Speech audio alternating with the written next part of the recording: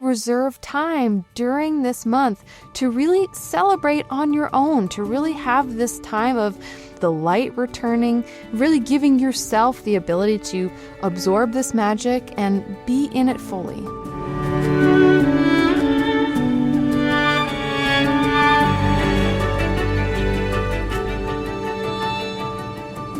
Hello and welcome back to Remember Why You're Here, a podcast for seekers and sensitives where you can relax, receive, reconnect to yourself, and remember the most important thing of all, why you're here.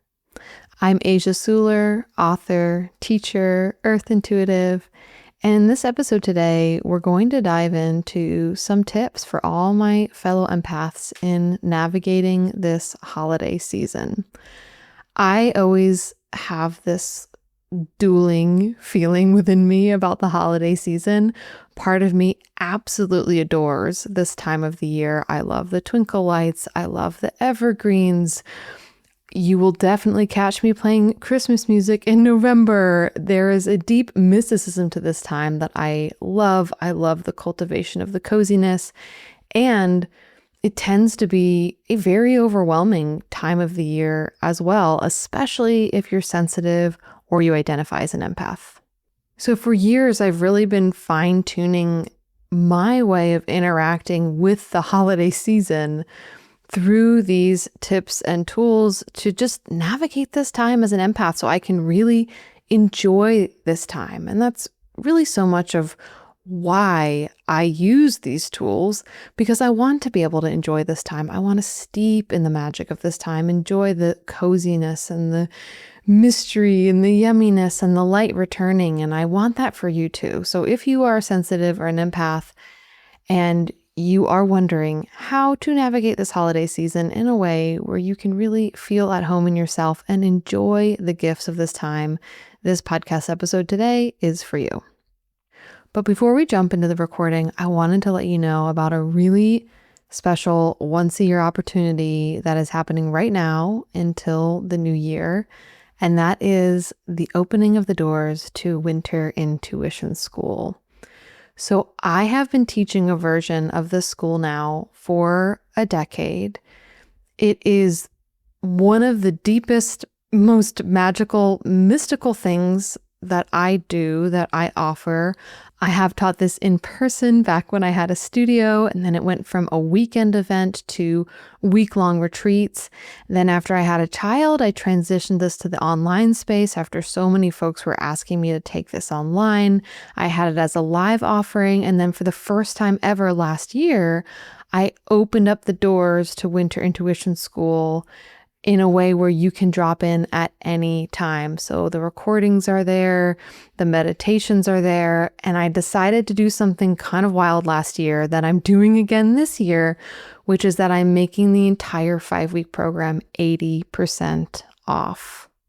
So yes, you heard that right, 80% off for this cozy online retreat. In Winter Intuition School, we have 5 weeks, 5 modules where we dive into intuitive development, shamanic journeying, dream work, channeling, and how to work with nature spirits. The retreat includes 5 3-hour live class recordings, in-depth PDFs, weekly intuitive readings and spa nights, musical playlists, meditations, bonus classes, and so much more. I was just reading over the feedback from last year when we opened up this 5-week course for the first time at this insane price. And it just was so amazing to see how much people got out of this experience, especially being able to drop in on their own timeline. So one of the students wrote, "Honestly, what amazed me was how potent the exercises were even in an online format. I'm hesitant to do online offerings, but the sale price was amazing, and what comes through even recorded sessions is incredible. It's life-changing and helps the path forward become clear. Any hesitations you have will go out the window after the first module. Do it for yourself. There is so much information out there and so many people trying to parrot information. Very few programs give you the tools so you can be your own healer and guide and learn how to trust your own inner soul and intuition. This will empower you and you will not regret it for a second." That meant so much for me to read, and that's exactly what Winter Intuition School is. It's you having the tools to understand, trust, and open your intuition to work with your dreams for healing, to be able to journey into the unseen world, connect with your guides, communicate with nature spirits, retrieve information from your Akashic records, and understand the next step on your spiritual path. And all of this work is specifically designed for wintertime because we have such a powerful opportunity in the winter months to access these deep places, to uncover the depths of our intuition, and to really create and seed this life of depth and meaning for ourselves in this time now. So if you're interested in that, the course will be 80% off until January 1st. So you can head on over to my website and check that out. Okay, so with that, let's get into this recording because I know so many of you who listen are sensitives, are empaths, and are really wanting this month to feel good, or wanting this holiday season to be one where you feel truly nourished. So cozy in, put on your fuzziest socks, and let's find out how to navigate the holidays as an empath. December can be a magical month for sure. Twinkle lights, gifts, celebrations, but it can also be intensely overwhelming. With the endless parade of parties, social gatherings, school recitals, it can all feel like, well, a bit too much. For empaths and other sensitive folk, sometimes the magic can get lost in the mix. And these are my go-to tips to help empaths navigate a seriously busy season. I identify as an empath. Empath means that you pick up on the feelings and emotions of other people around you, which could include animals, plants, and landscapes. Empaths often feel the emotions of other people as if they were their own. Empaths are, in short, highly sensitive, and it can be really hard to navigate the world as an empath. Imagine feeling all these feelings all the time that you're not even sure if they're originating inside of you or inside of somebody else. But as burdensome as being an empath can feel, there's also incredible gifts. Being an empath is indicative of being clairsentient. So we've all heard the term clairvoyant, which means you know things by seeing things, but clairsentience means you know things by feeling them. So this is actually an extrasensory ability, or what you might call a psychic ability. This ability to be so fine-tuned to the environment around you that you can actually pick up information through your feelings and your sensations. So truly being an empath is a gift, even though it doesn't feel that way sometimes. Here are some signs that you're an empath and could use some support. The first sign is that you have a hard time knowing what you feel inside relationships, whether this is romantic relationships, friendships, relationships within your family. It's difficult to sort out what you are feeling about a situation or a certain person because it all seems to kind of get lost in the mix of what other people are feeling. The second sign is addiction or numbing. Now, addiction can come in many forms. This could be addiction to one's phone. This could be addiction to chocolate. But a lot of empaths who are overwhelmed and need support turn to some sort of numbing or slightly addictive behavior. I know for me, I tend to eat a lot when I'm overwhelmed. It's just one of my go-to things. And it's something I hear that is up for a lot of empaths, that one of the ways that you kind of numb out of all the things that you're feeling is to kind of stuff a lot of food in your system and bring it all back down to earth. The third tip is that you get burnt out around other people. So you feel really tired at the end of a social gathering, for example, or maybe even in the middle or at the beginning. If you're an empath who's in need of support, you might feel perpetually burnt out, like you could spend days and days alone and be totally fine with that. The next sign is that you get nervous or overwhelmed in crowds. So you don't even have to be interacting with people in order to start feeling overwhelmed. This could be, for example, going holiday shopping and being in a department store and just feeling super overwhelmed in that moment. This is probably a good sign that you're an empath and could use some support. And lastly, you might find yourself adjusting to other people. So December is often a month when we're kind of inundated with our connections, and it's wonderful, right, to be reaffirming these connections, spending time with people you love. But you might find that when you're around other people, you start to adjust yourself to where they're at. Maybe if they've had a hard day, you are adjusting yourself to meet them just so, or maybe they've had a good day, or anything in between. If you find that you're often taking stock of the way someone is feeling or what they're dealing with that day and adjusting yourself accordingly to basically match who they need you to be or who you think they need you to be, then you're probably an empath. So how do you navigate this season if you are an empath and this is just an overwhelming time of the year? Well, the very first thing I would say is you have to make a boundary. So a lot of people talk about boundaries often, and it's something that I've heard for years and years, and a part of my mind goes, yeah, sure, I totally understand that. But really, truly, this is important. And the best way to set a boundary for yourself is to say no. Now, I know you've heard this before, but I'm going to hand you something that might shift a little bit. If you want to make sure you have a good boundary, boundaries really being creating a space where you can be yourself and be in your home frequency, even if you're among other people, even if you have a lot of responsibilities, then say no to the one thing that you really don't want to do, but you really didn't think it was at all okay for you to say no to. It's easy, right, to start saying no to the small stuff that maybe people don't really care whether or not you're at. It's a lot harder to say no to that one big thing that everyone's expecting you to attend. But I promise you, if you say no to that one big thing, all of the small no's are going to be so much easier. So you might have to work your way up to saying no to spending Christmas Eve with both sides of your family. But you could definitely start with saying no to your holiday party at work. It might be something that everyone expects you to go to. Maybe it even feels important for your job. But if you tune into yourself and you hear a no for that, say no. It's amazing what happens when we take a big leap like that. All of a sudden, our boundaries, which is something we were working on and felt maybe not too strong, get like a super boost, and everything else becomes easier.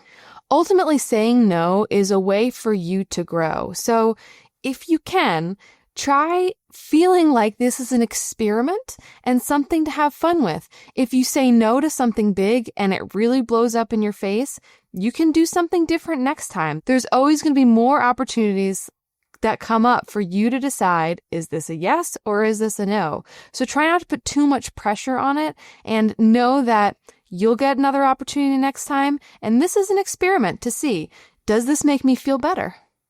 The next thing with creating a boundary is to actually schedule time for yourself. This month gets really overscheduled, so if you have a planner or you work with a calendar, literally put on that calendar time with yourself. That way, if someone asks you, oh, are you available then? You can say, with all honesty, no, I'm not. I'm already booked. Oftentimes, empaths feel guilt about saying no, especially if what we really want to do is just lay at home and hang out and do nothing. But if it's actually on your calendar, then you won't be lying to say, oh, actually, that's already booked on my schedule and I can't do it. The next practice of creating a boundary is energetic or visualization. So the mind believes the images that we show it, and the body believes them too. So if you want to feel like there's more of a boundary between you and the world, take some time to actually visualize yourself in a boundaried place. A really common visualization for this is being inside an egg, or you could visualize curtains around you. Or if you want to go seasonal, imagine yourself inside of a snow globe with all of your magic sparkling around you and a hard boundary on the outside. So to do this, if you're feeling overwhelmed, first of all, try to go to a place where you can decompress, like the bathroom. The bathroom is your friend in this instance. Go into the bathroom and just take 2 minutes to visualize this. You can even set a timer on your phone. This can be particularly helpful if you're wondering, oh gosh, are other people worrying where I am? Are they wanting me to come back? Set a timer on your phone and then tell yourself, I don't have to worry about it till the timer goes off. And then close your eyes and begin to visualize this boundary around yourself. I promise you, you will start to feel better even just with 2 minutes of visualizing this.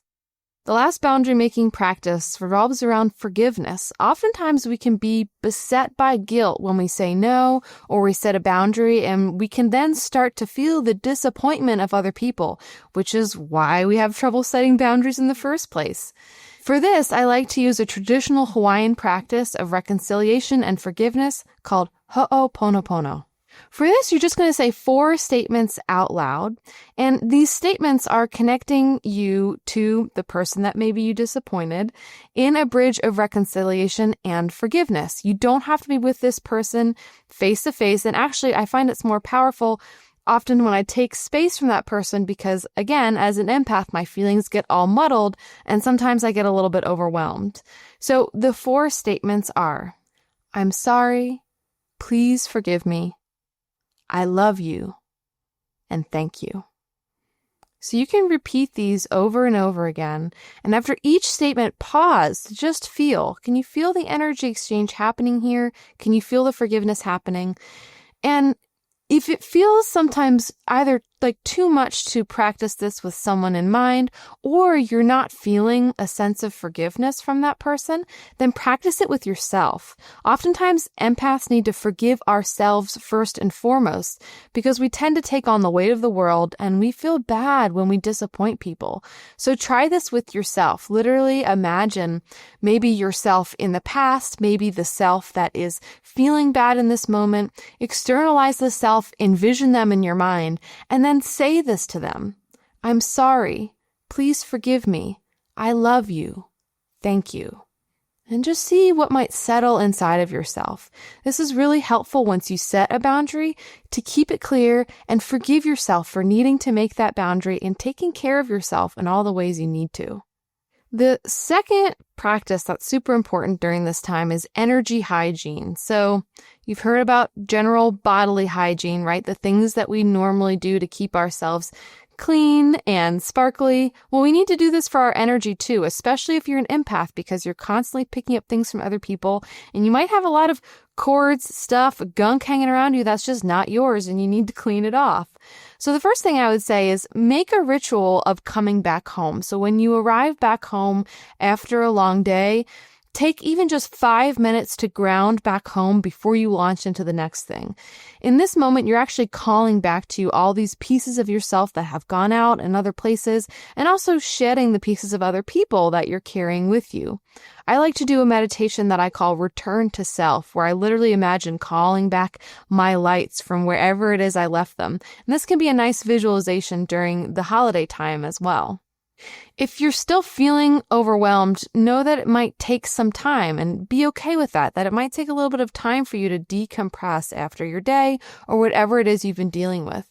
But one thing that's helpful for me is to actually visualize doing a full body scan. So going back to that visualization of the egg or the snow globe, close your eyes and actually feel the contours of it and see, is there any spaces where there are holes or where my boundary here has been compromised? And then use your mind and your imagination to patch up those places. This can really help seal these energetic holes where stuff is coming in and your vital energy is going out. It's also important during this time to eat good food. You know, we are what we eat. So when we're eating food that really nourishes us and really grounds us, this can really help us to stay on our feet and stay less overwhelmed during this time. It's particularly hard during the holiday time because there's cookies everywhere and not a green to eat. So make sure when you're home and you're not out at a party that you're eating food that really nourishes you. Protein in particular can really help to ground empaths, so make sure you're getting good protein and really grounding out with food that feeds your whole system. And lastly, with energy hygiene, one of my favorite things to do is actually work with water. Water is incredibly soothing for empaths. Most empaths really enjoy being around water. And so my favorite thing to do during the holiday time and really any time of the year is to take ritual baths. Baths are awesome because they cut down on your sensory input, especially if you're lowering the lights, you're getting in the tub, you're pulling the curtain, you're already sort of dimming some of your hypersensitive ways of interacting with the world so you can relax. And then you can bring certain allies in to help you. A lot of people like working with herbs to burn, like sage or rosemary, for example, sort of to kind of clear the air. I also really love working with stones. So here are 3 stones that I like to bring actually into my physical bath that help you to detoxify, cleanse your energy, and set good boundaries. The first one is black tourmaline. So all tourmalines are what you'd call chelators, meaning they bind to things inside of your body and escort them out. Well, black tourmaline is particularly good at binding to any outside energies that have come into your field and escorting them out. So one of the things about black tourmaline that I love is it's a really fast stabilizer. So if you feel like really unhinged, like really overwhelmed, like bits of you are everywhere, maybe you're having a lot of emotion come up because you've taken on so much, black tourmaline will escort out what's not you and it will stabilize you quickly. The next one is pyrite. Now, I love this because oftentimes pyrite in the past has been called fool's gold, but pyrite's like, I am not fool's gold. I am pyrite. So pyrite is all about authenticity. It's about knowing who you are and being able to shed the stories that other people are trying to place on you about your identity. Pyrite is a premier stone for confidence. So when you feel like you need to really come back into your home frequency, pyrite is awesome for this. The next stone is citrine. Citrine is a quartz variety stone that is known to be a stone of abundance. But one of the things that I love to remember about this stone is that it's about an abundance of self. When the responsibilities of life really overwhelm you and you start to feel like you're forgetting joy, citrine can bring you back into this sense of joy with yourself, with your own natural resources, with all of the abundance that is your energy, your gifts, your talents. So when you start to feel fatigued, take a bath with citrine and feel all that golden energy fill you back up. The last tip is a fun one, and I hope that you take it to heart. So make your home your magical holiday palace. Seriously, I feel like in this time, oftentimes we can get so focused on other people and making the decorations at our workplace or our children's classroom look really great. And then we kind of forget about nourishing our own space. So whether that's a whole house or a small room inside of a building, make sure your space is really bedecked with what makes you feel good during this time. So whether that's bringing in branches of evergreen to decorate your home, lighting your home by candlelight, or getting a small menorah that you really love. Try to remember any instances when you were a kid and really enjoyed this time. What was it about this time? What kind of ritual, decoration, or celebration really made you come alive? And make sure that you reserve time during this month to really celebrate on your own, to really have this time of sparkliness, of the light returning, really giving yourself the ability to absorb this magic and be in it fully. One of the things that I think would be really helpful for all empaths is this idea of an affirmation advent calendar. So if you've ever seen an advent calendar, basically you open each day leading up to Christmas, but you could choose any day that you'd like. You could choose leading up to solstice, leading up to the new year. And each day, normally with an advent calendar, you open it up and there's a chocolate or something of the sort. Well, what if before the holidays hit, knowing what is up for you during the holidays, if you made an advent calendar and each day was a different affirmation? And so you open the calendar each day and that's your affirmation for the day. And it takes out the guesswork for you that day. It cuts down on the overwhelm of wondering, okay, what should my affirmation be for the day? And then you can look at it throughout the day and remind yourself. You can also use EFT, emotional freedom tapping techniques to really bring it home. And so if you don't know what that is, you can definitely Google it. And I promise you'll learn how to do it within a few minutes flat. If you want to go even deeper and make connections with the plants and stones that can help you really embrace the beauty of this time of the year, then check out my online class, holiday magic and medicine making. It's full of wonderful tips to really embrace and cultivate the joy of this time. And I'm excited for you to create a holiday time that truly feels nourishing to your system, heart, and mind. It was really cool for me to re-listen to this recording and realize that I still do all of those things every single winter time, that every holiday season I've incorporated these tools and practices so deeply into my ritual of being that I barely even think about them anymore. And it really has truly helped me create a season that feels magical, that feels nourishing, that feels like my own, that feels like the way that I want to celebrate for myself, and also the way in which I want to celebrate with my family, the kind of holiday season I want to create for my daughter. And definitely things have changed since I recorded this. This was before I had a child. And now, after having a child and creating my own family, it feels even more important because it's so easy to get pulled into the vortex of all the things in the holiday season. And so these have become even more important cornerstones for me in the creation of this magical time, not just for myself, but for my family. And something that I didn't talk about in this video, but that I've really oriented to in the time since, and I think is important to name, is that as empaths, often what we're doing is not just needing to attend to or care for our own nervous systems, but we're caring for the nervous systems of everyone around us at all times. You've probably noticed this, and it's something that I talk about in my class, the Sensitive series, that as sensitives, as empaths, our nervous systems are like singing bowls for the environments through which we move. And if we have the right amount of space around us, if we take that space, if we create that space, then we can resonate.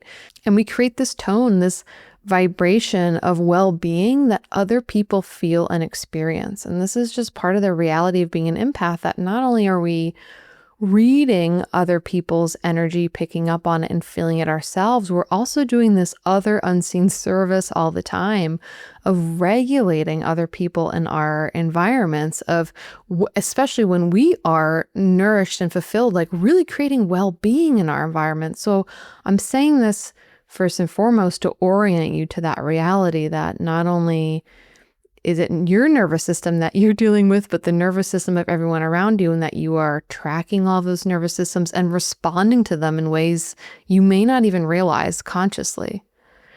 But also just to name that when you do take this space, when you do set these boundaries, when you do create these rituals of self-care that really help you feel nourished, you create more magic in your environments. You are a force of change. You are a singing bowl in the spaces in which you move, in which people can access more magic. People can access the sense of homecoming and coziness and belonging that ideally is a part of this season for all of us. So you taking care of yourself is big, it's essential, it's important. And I truly hope that through this podcast episode today, you've been able to tune into that. So may your holiday season be full of cheer, be full of warmth, be full of magic. And as you give yourself this opportunity and this permission to connect into the deeper mystical tides of this time and the way in which your spirit wants to celebrate, may it help you remember that most important thing of all: why you're here.